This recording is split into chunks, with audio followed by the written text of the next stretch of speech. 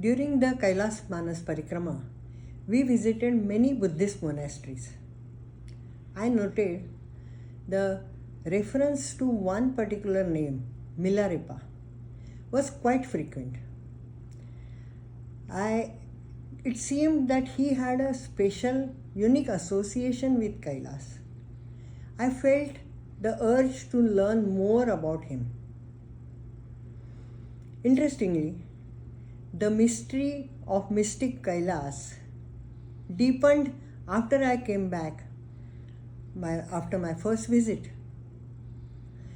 The legends, the mythologies, and references from Tibetan Buddhism, they provided great details.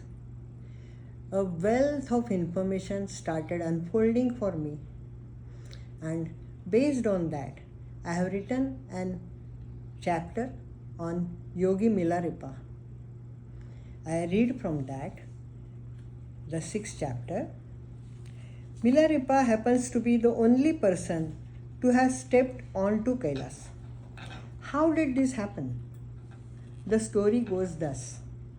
1,000 years ago, Bon religion had predominance over Kailas region. When, on the instructions of Guru Marpa, Milarepa reached Kailas to meditate, the Bon master Naro Banchung objected to him. The shamanistic Naro would permit Milarepa to meditate only if he practiced Bon. Milarepa, having firm belief and faith in Buddhism, challenged Naro. This resulted in a fierce contest between the two masters to establish supremacy. For days, the two mages engaged in ferocious battle of magic, but it remained indecisive. Finally, they decided that on the next day, whoever reaches the summit of Kailas first would be the winner. The Bon shaman started climbing up the mountain upon a magic drum during the night. Milarepa's disciples were perturbed to see him just meditating. He continued his meditation till sunrise.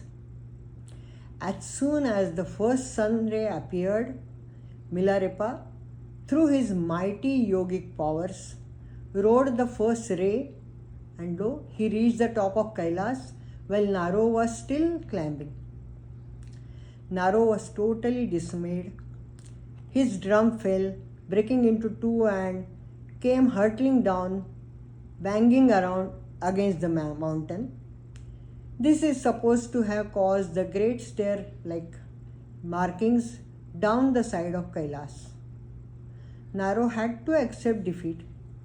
He requested Milarepa to give him place from where he could at least see Mount Kailas.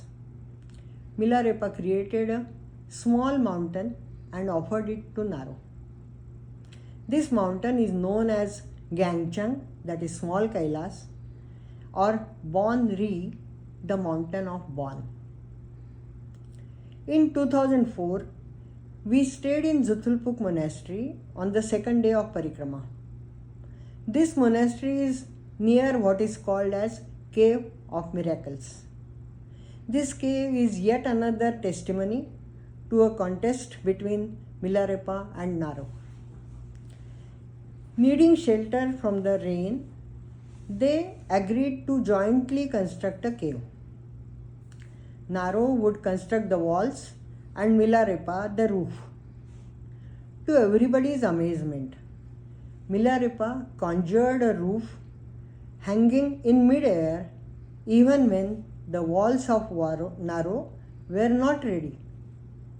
This gravity-defying feat was hailed as yet another victory for Buddhism. Subsequently, noting that the roof was too high, Milarepa went on top and pressed the roof down with his foot. Back inside, realizing some adjustment was required, he shot the roof from below with his palm to make it perfect.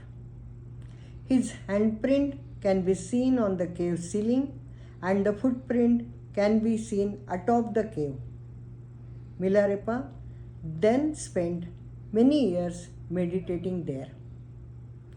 The life led by this enlightened master was very remarkable. The highs and the lows in this life of the story of this legendary saint are unbelievable. One can find references to them in some songs composed by Milarepa himself or the biography written by his disciple. His 100,000 songs constitute the great legacy of Tibetan Buddhism. The story continues ahead, and I must say that I consider myself very fortunate to have visited 4 monasteries which have been blessed by the presence of Milarepa.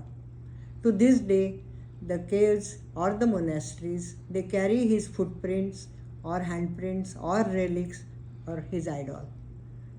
My namaskar to him.